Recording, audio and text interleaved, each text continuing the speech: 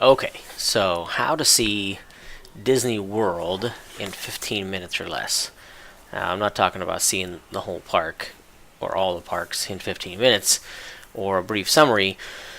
What I'm talking about is seeing the park and never having to wait more than 15 minutes for any attraction. Now, for some people, that's going to seem impossible, and other people probably have already discovered how to do it. And it does involve some compromise, but not as much as you would think.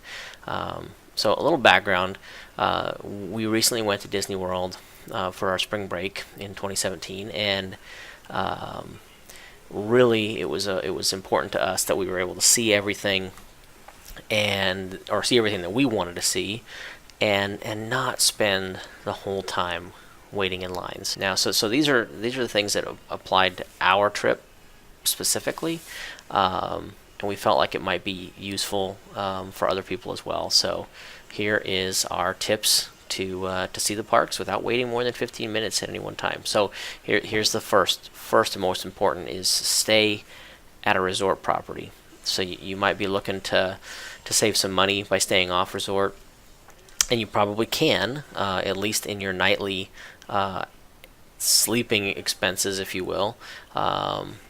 But with regard to your experience at the park, the most important part, at least for us, the most important part is that by staying on resort, you have a 30-day head start on everybody else to make your fast pass selections. So, and your fast passes sort of are your first domino to making sure that your wait times are manageable.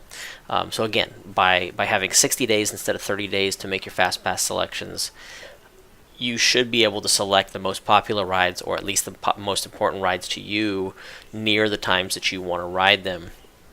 First, most important domino, right there. So again, stay on resort, book a room on resort, make your fast pass selection 60 days in advance, and boom, you're on your way. Next thing is make sure you have downloaded the My Disney Experience app onto your phone. When you are in the park, it's going to be critical in terms of reviewing wait times for rides around you and making decisions on the fly in terms of which ride you're going to ride, which one you're not, and which one you're going to forego, to be honest, because that's going to happen. Tip number 3, you want to plan your non-fast pass rides as close to your fast pass rides in physical proximity as possible. Now, we've read a lot of touring plans where they have you crisscross in the park multiple times to get the most rides in with the least amount of wait time. And while that can work, for us with a family of 4, we didn't want to wear everybody out running across the park. So it was important to us that we kind of put our fast pass rides in sort of this bubble, where around them were the other rides that we wanted to ride, and do so in a way that where we would minimize the standby wait time on those rides, right? So again, you want to put the fast passes on the ones they're going to have the longest wait times on standby, and you want to ride standby on the ones that have the least wait time. Makes sense? Okay, so that's the 3 things that all happen before you even get to the park, right? Before you even fly or drive into Orlando. Stay on resort, have the Disney Experience app installed, and plan your non-fast pass rides for as close a physical proximity to your fast pass rides as possible. Number 4, this is another critical one, is arrive before the park opens. It's a common theme, but that first hour of the day is super important in terms of, again, getting the things done you want to get done. If your first fast pass that you've booked is at park open, so like they're scheduled for an hour. So if your first pass is from 9 a.m. to 10 a.m. or 9:05 to 10:05, that's great because that allows you to use a second fast pass nearby that 10:05, right, or 10:20. But you don't want to use your first fast pass as the first ride, and the reason is that when the park opens, that's when the rides are the most available. So you want to push that first fast pass back into its window as far as possible, and you want to ride the rides that you have planned around it that are close to it before it. So really, really important that if for your first fast pass that you set it back into the back end of its window and you ride nearby rides first, because they're not going to be busy on standby. Don't waste your fast pass when you could have walked on the ride, right? And if you burn through 2 or 3 rides and you're near your fast pass window, or you're not near any other rides you want to ride something you just did again, right? Do it twice. If it's a fun ride, do it twice. There's nothing wrong with that.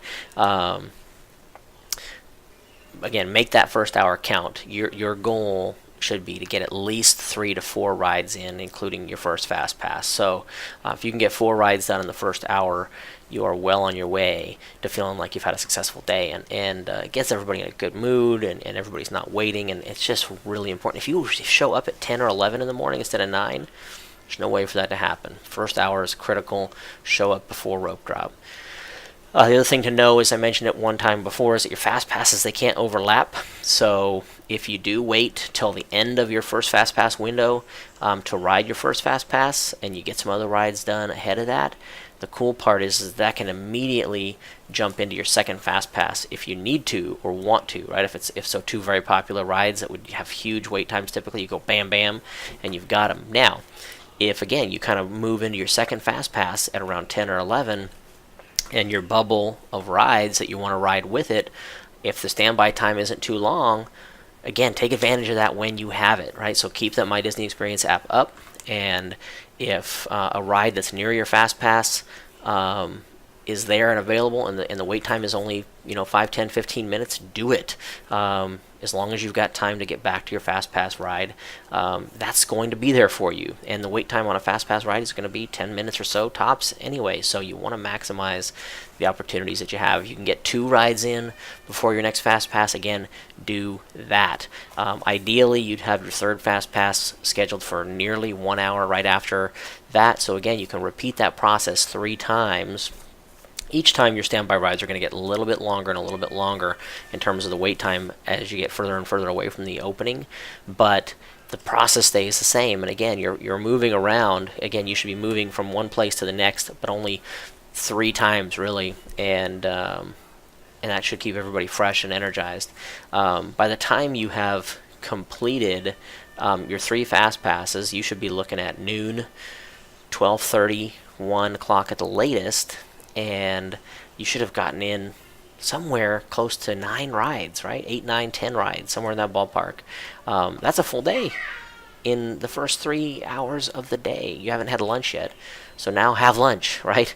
And then you can book another fast pass for later on. Not a lot's gonna be available to you at that point in time, unless somebody's backed out of one, which you never know. You could get lucky, but the critical thing here is that you're willing to skip or miss a ride if the wait is too long on standby, just so you can keep this sort of this schedule or mojo going, because it all cascades into the next thing. So just as an example, for us, we wanted to ride Peter Pan's Flight, and it didn't work out. We just weren't able to do it because the wait time was going to be too long. And so utilizing this strategy at the 3 parks that we visited, Animal Kingdom, Magic Kingdom, and Epcot, we never waited more than 15 minutes for any ride, ever. And I will tell you, coming from our experience at Disneyland 2 years ago, it was night and day. We saw people waiting in the standby lines in Disney at Disney World for 100 minutes for Frozen, or 100 minutes for Seven Dwarfs Mine Train, and those weren't things that we were willing to do. And to me, it takes away from the overall trip, and it would have tainted it for us anyway. So. There you go. Those are our tips to see Disney World, to see Disney World in 15 minutes or less.